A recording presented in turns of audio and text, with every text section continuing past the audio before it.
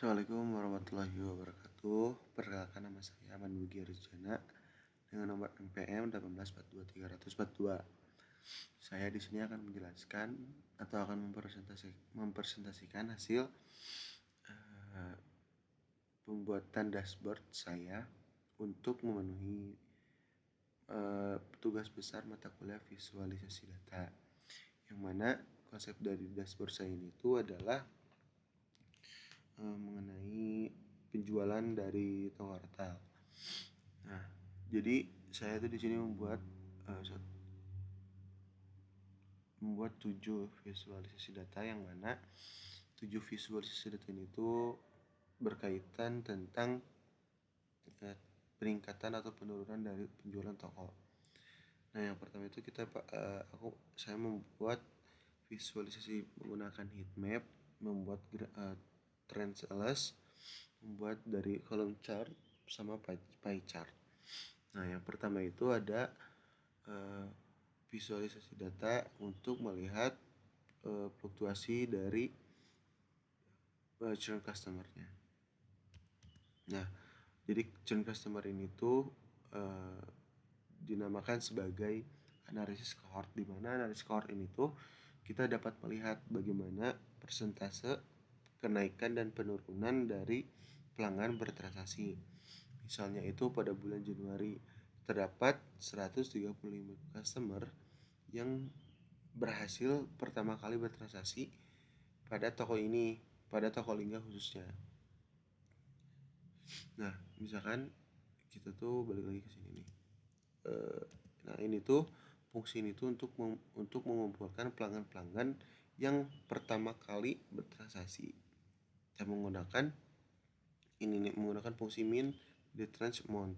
Nah, kalau misalkan kita mau menghitungnya per quarter, bisa juga ini bisa diganti sama quarter.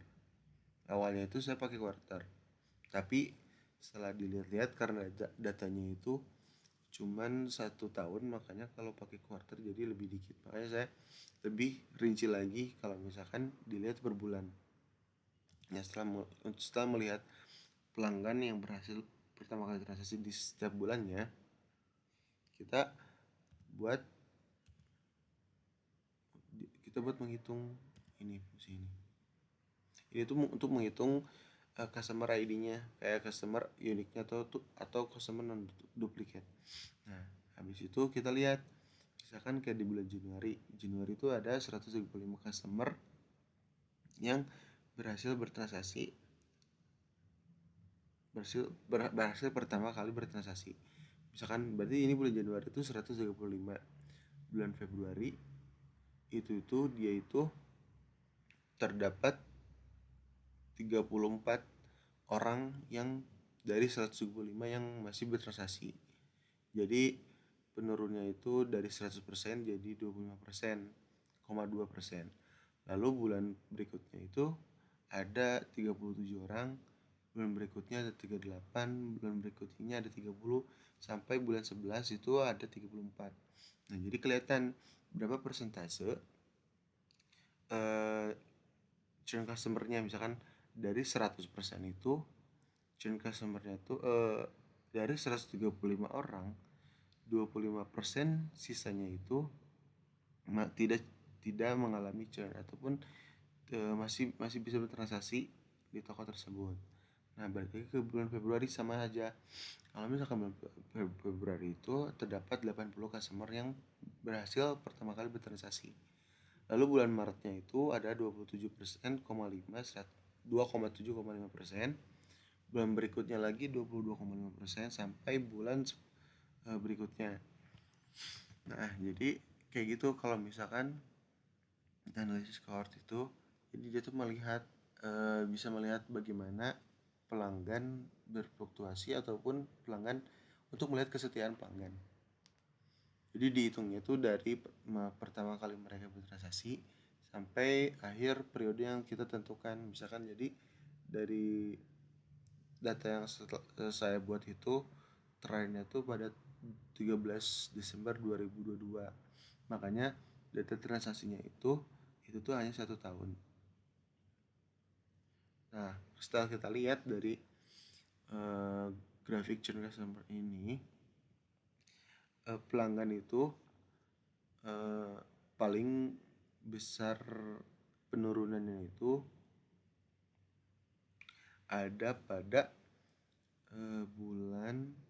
pada pelanggan yang bertransaksi pertama kali di bulan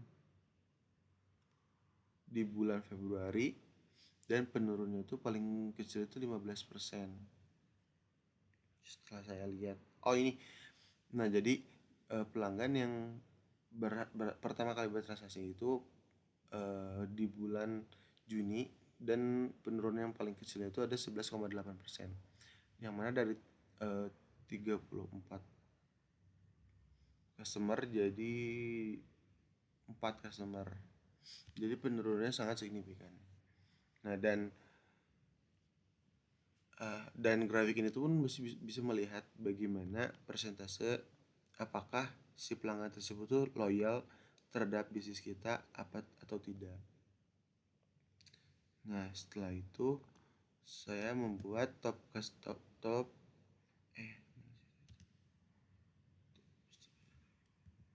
setelah itu saya membuat sales by quantity, yang mana itu melihat penjualan berdasarkan kuantitas. Produk mana yang memiliki penjualan terbanyak ataupun kayak itemnya tuh paling banyak terjual. Nah, ternyata setelah saya buat menggunakan column chart,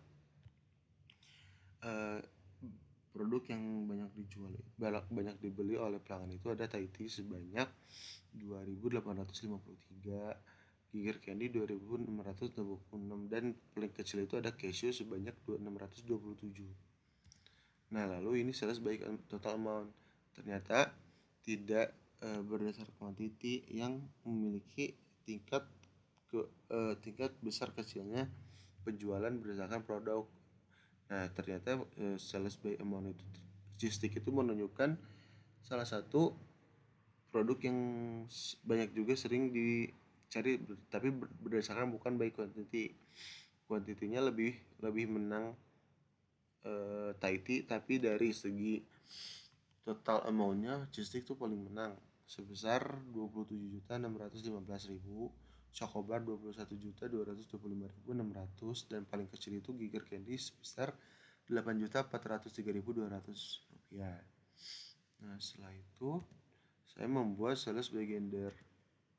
Nah, sales by gender itu dilihat dari penjualan berdasarkan gender. Nah, setelah saya lihat bahwa data tersebut menunjukkan antara gender laki-laki dan perempuan itu, ternyata gender perempuan memiliki transaksi lebih banyak dibanding laki-laki sebesar hampir 90 juta. Nah, kalau laki-laki itu 73.112.200. Nah, setelah itu juga saya membuat sales by marital status, yang mana kita tuh bisa melihat bahwa data tersebut itu orang yang banyak bertransaksi ke bisnis kita itu orang yang sudah menikah apa yang masih single. Nah, ternyata pada data yang digunakan itu orang yang sudah menikah itu adalah pelanggan yang sering datang atau bertransaksi kepada toko kita, yang mana orang yang sudah menikah itu memiliki jumlah transaksi sebanyak 123.805.300 rupiah. Nah, yang single itu sebanyak hampir 38 juta, hampir 40 juta. Nah, jadi pada data yang digunakan itu orang yang sering datang ke toko kita itu orang yang sudah menikah. Nah, terus di sini kita pakai top 10 customer by sales, yang mana kita membuka filter customer ID max 10. Nah, ternyata customer ID customer yang banyak sering transaksi ke kita itu ada 10 nih. Nah, sama kita di filter 10. Ternyata pelanggan dengan customer C0388 itu memiliki total amount tertinggi dibanding yang lainnya sebesar 1.015.600. Yang paling kecil itu ada di antara 10 customer ini itu ada di pelanggan dengan customer ID C0369 dengan 757.900. Nah, setelah itu kita buat dashboard. Nah, ternyata nah, terus kita juga tadi buat trend sales, di mana trend sales ini tuh, nah ini trend sales tuh. Nah, trend sales ini tuh digunakan untuk melihat tren setiap harinya dari penjualan. Misalkan kayak dari hari 2 Januari 2022, 1 Januari 2022 itu bisnis ini itu dapat memiliki penjualan sebesar 626.400. Setelah saya lihat dan setelah kita teliti, dari trend sales ini itu memiliki fluktuasi yang berbeda-beda, yang mana ada penurunan, paling turunnya itu di bagian ini kecil banget, ada juga yang sebelah sini banyak. Nah, tapi kita juga lihat bagaimana fluktuasi tertinggi pada trend sales ini. Kayak dari sini 2 Maret 2022 itu sampai 1 juta. Terus ini juga dari 1 Juli itu sampai 800. 1 April sampai 900. Nah, gitu. Jadi si trend sales itu kita lihat bagaimana fluktuasi dari si penjualan pada bisnis ini. Setelah semuanya sudah dibuat visualisasinya, kita buat dashboardnya. Nah, ini hasil dashboard yang saya buat. Ada churn customer yang mana untuk melihat fluktuasi penurunan dari setiap pelanggan yang memiliki transaksi pertama kali. Nah, trend sales untuk melihat fluktuasi penjualan setiap harinya, sales by amount, produk mana yang sering dibeli oleh pelanggan berdasarkan total, keseluruhan total, sales by marital status, penjualan berdasarkan status pernikahan, top 10 customer by sales, customer by gender, customer by quantity. Nah, setelah itu kita bisa langsung di publish.